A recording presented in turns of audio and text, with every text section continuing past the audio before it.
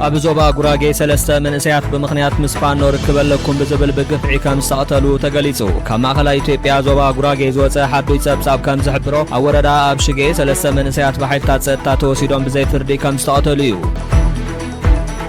أبراي اللاماتا بلعلي حيلتات تقراي نايدرون متكعت تفتصيمو أبطابيا مروا بلعلي سراويتن بيت تمهرتن بستفتصم متكعتي درون أبلعلي هيوت سبن نبرتن كابيد قدا كم زاب سحاب بي سي وتهدرو أزستن حلفت وردان تغيسو معبالو تسيلو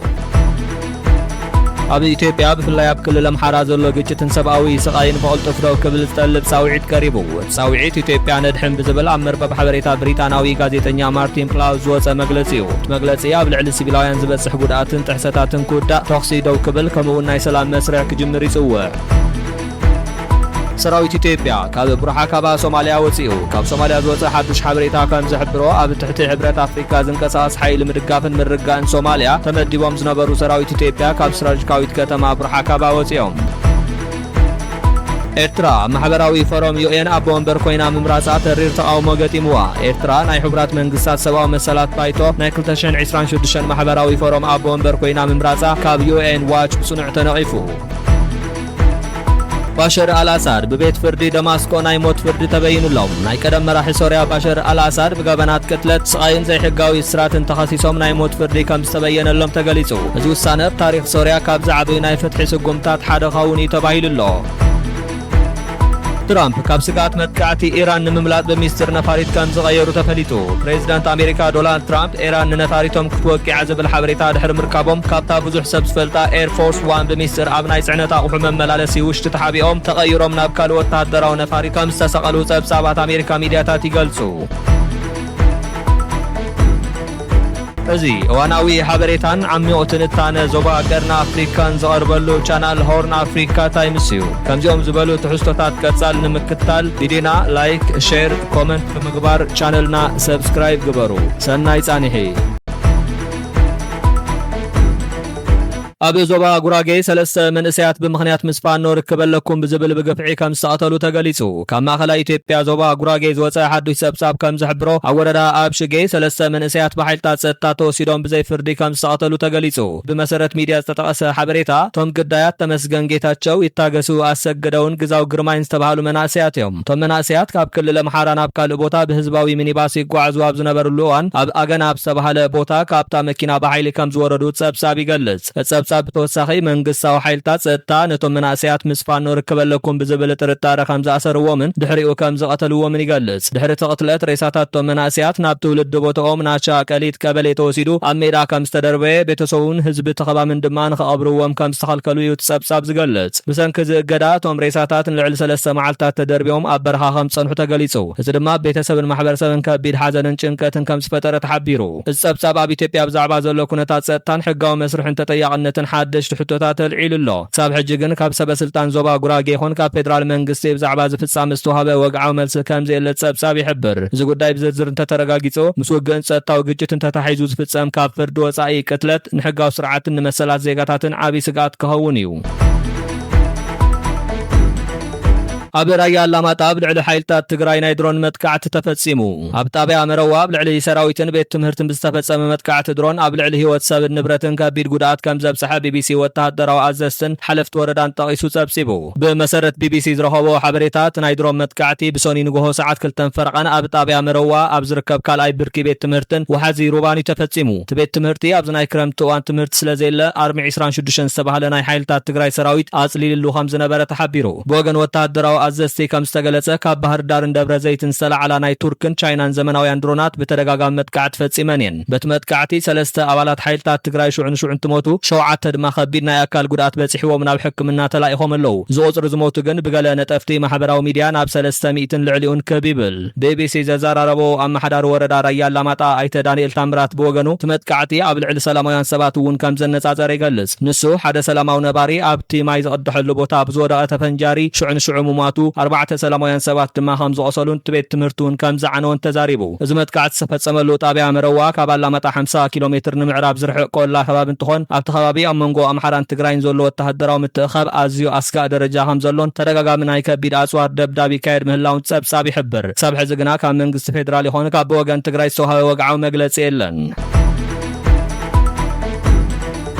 ኣብ ኢትዮጵያ ብፍላይ ኣብ ክልል ኣምሓራ ዘሎ ግጭትን ሰብኣዊ ስቃይን ብቕልጡፍ ደው ክብል ዝጠልብ ጻውዒት ቀሪቡ። እቲ ጻውዒት ኢትዮጵያ ነድሕን ብዝብል ኣብ መርበብ ሓበሬታ ብሪጣናዊ ጋዜጠኛ ማርቲን ፕላውዝ ዝወፀ መግለፂ እዩ። እቲ መግለፂ ኣብ ልዕሊ ሲቪላውያን ዝበፅሕ ጉድኣትን ጥዕሰታትን ክውዳእ ተኽሲ ደው ክብል ከምኡውን ናይ ሰላም መስርሕ ክጅመር ይጽውዕ። ብመሰረት እቲ መግለፂ ኣብ ኣምሓራ ዝካየድ ወተሃደራዊ ግጭት ንሲቪላውያን ዓብዪ ስቃይ የስዕበሎ ተባሂሉ ናይ ድሮንን መድፍዕን መጥቃዕትታት ገዛውቲ፣ ዕዳጋታት፣ ትምህርቲ ቤታትን ትካላት ጥዕናን ይጎድኡ ዝብል ክስ እውን ቀሪቡ። እቲ መግለፂ ብተወሳኺ ካብ ፆታዊ መጥቃዕትን ዘይሕጋዊ እስራትን ክሳብ ምፍንቓል ሰባት ካብ መረበቶም ከምኡውን መጥቃዕትታት ኣብ ቦታታት እምነት ዝበሉ ተደራራቢ ጥሕሰታት ከም ዘለዉ ይገልጽ። እንተኾነ እዚ መግለፂ ካብ ሓደ ወገን ዝቐረበ ኣመለኻኽታ ምዃኑ ምጥቃስ ኣገዳሲ እዩ። እቶም ዝቐረቡ ክስታት ድማ ንበይኖም ናፃ ምርመራ የድልዮም። ኣብ መወዳእታት ጻውዒት ንኹሎም ብሄራትን ህዝብታትን ኢትዮጵያ ብሓባር ደው ክብሉ፣ ህፁፅ ተኽሲ ደው ምባል ክግበር፣ ዘይተገደበ ሰብኣዊ ሓገዝ ክቐርብ፣ ናፃ ምርመራ ክካየድን ኩሎም ወገናት ዝሳተፍሉ ፖለቲካዊ ዘተ ክጅመርን ይጠልብ።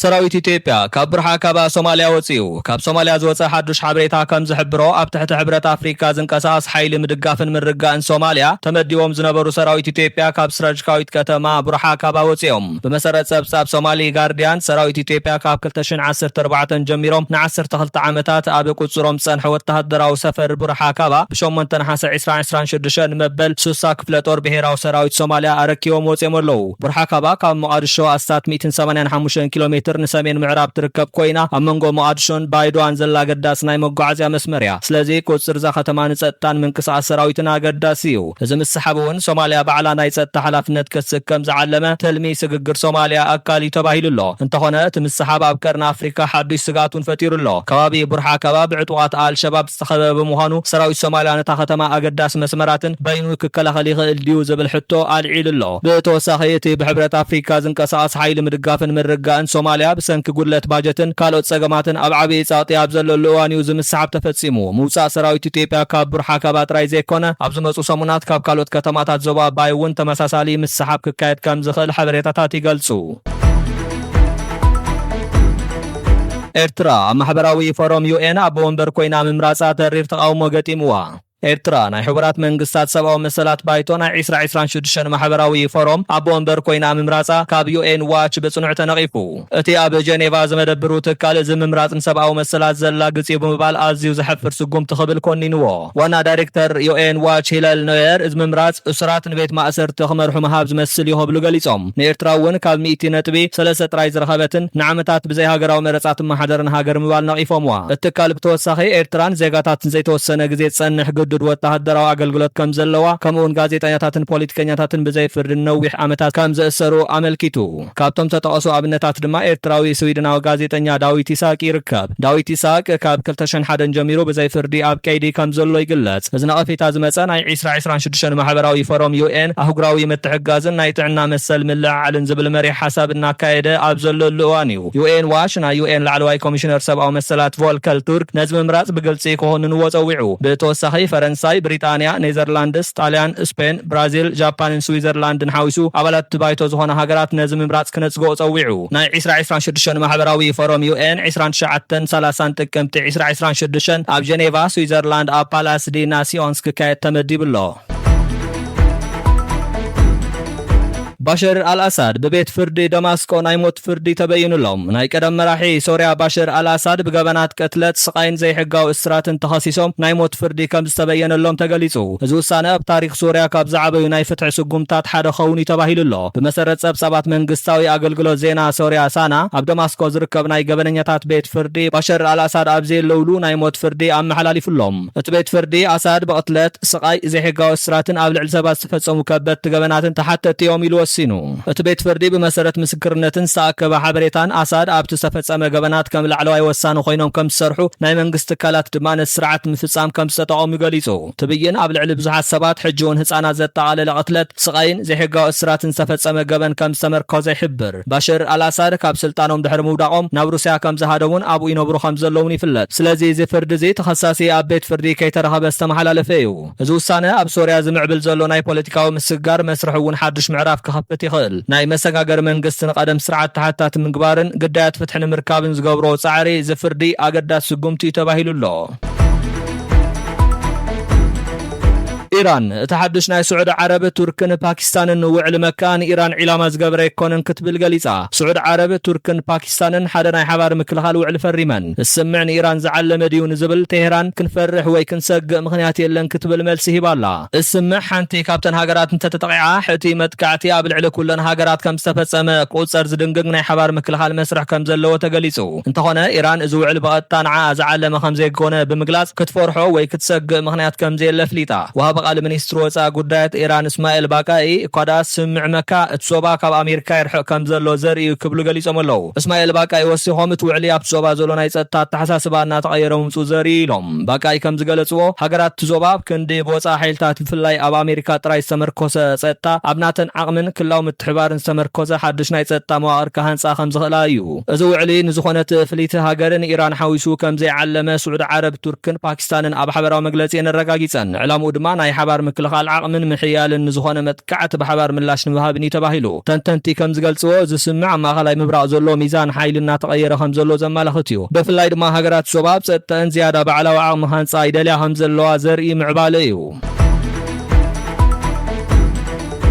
ትራምፕ ካብ ስጋት መጥቃዕቲ ኢራን ንምብላጥ በሚስጥር ነፋሪት ቀይሮም ተባሂሉ ፕሬዚደንት ኣሜሪካ ዶናልድ ትራምፕ ኢራን ነፋሪቶም ክትወቂዓ ዝብል ሓበሬታ ድሕሪ ምርካቦም ካብታ ብዙሕ ሰብ ዝፈልጣ ኤርፎርስ 1 በሚስጥር ኣብ ናይ ጽዕነት ኣቑሑ መመላለሲ ውሽጢ ተሓቢኦም ተቐይሮም ናብ ካልእ ወታደራዊ ነፋሪት ከም ዝተሰቐሉ ጸብጻባት ኣሜሪካ ሚድያታት የጋልጹ ብመሰረት ጸብጻብ ትራምፕ ኣብ ቱርኪ ናይ ኔቶ ጉባኤ ድሕሪ ምዛሞም ናብ ኤርፎርስ 1 ብግልጽ ተሰቒሎም እንተኾነ ግና ድሕሪ ምስቃሎም እቶም ፕሬዚደንት ሚኒስትር ካብታ ነፋሪት ናብ C32 ኤስ ዝተባህለ ወታደራዊ ነፋሪት ከም ዝተሰጋገሩ ተገሊጹ እቲ ምቕያር ዝተፈጸመ ኢራን ነፋሪት ፕሬዚደንት ኣሜሪካ ናይ ሚሳይል መጥቃዕቲ ክትፍጽም እያ ዝብል እሙን ሓበሬታ ምስ ተረኸበ እዩ ዝብሉ እቶም ጸብጻባት ናይ ጸጥታ ስጉምቲ ንጋዜጠኛታት እውን ብምስጢር ክግበር ተገይሩ ኣብ ተቐዳሚት ነፋሪት ዝነበሩ ጋዜጠኛታት እቶም ፕሬዚደንት ኣብ ውሽጢ ነፋሪት ከም ዘየለዉ ከይፈልጡ መጋረጃታት መስኮትን ክዕጽው ከም ዝተነገሮም ተሓቢሩ ትራምፕ ድሕሪኡ ናብ ብሪጣንያ ብወታደራዊት ነፈርቲ በፂሖም ካብ ኳታር ዝተዋህበት ሓዳሽ ነፋሪት ተቐይሮም ናብ ዋሽንግተን ተመሊሶም እቶም ፕሬዚደንት ምስ ጋዜጠኛታት ኣብ ዝገበርዎ ዕላል ኢራን ንዕኦም ከም ቀዳማይ ዕላማ ክትወቂዕ ከም ትደሊ ገሊጾም ኣብ ልዕሊኦም ቀጻል ናይ ሞት ስጋት ከም ዘለውን ተዛሪቦም ናይ ዋይት ሃውስ ኮሙኒኬሽን ዳይሬክተር ስቴቨን ቹንግ ብዛዕባ ፍሉይ ምቅያር ነፋሪት ብቐጥታ እኳ እንተዘይረጋገጹ ተሓዳሽ ናይ ፕሬዚደንት ነፋሪት ንድሕነት ፕሬዚዳንት ዝሕሉ ዝርጉሕ ናይ ምክልኻል ቴክኖሎጂታት ከም ዘለዋ ገሊጾም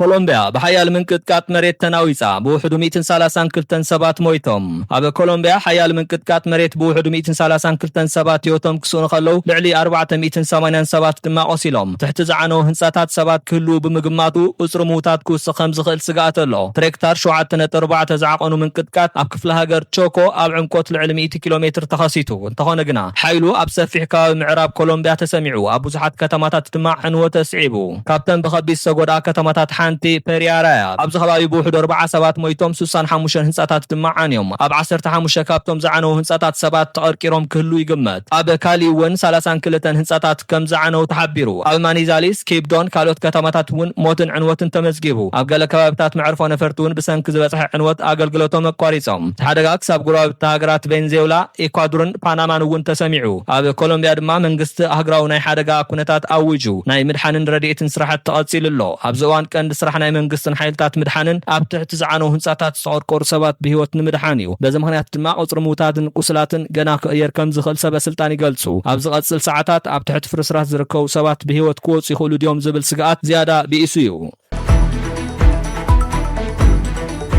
ክብራት ተኸታተልቲ ሆርን ኣፍሪካ ታይምስ ክሳብ መወዳእታ ስለ ዝተኸታተልኩምና ካብ ልቢ ነመስግን ርእቶኹም ኣብ ታሕቲ ብምጽሓፍ ኣካፍሉና ቪድዮና ላይክ ሼር ብምግባር ቻነልና ሰብስክራይብ ግበሩ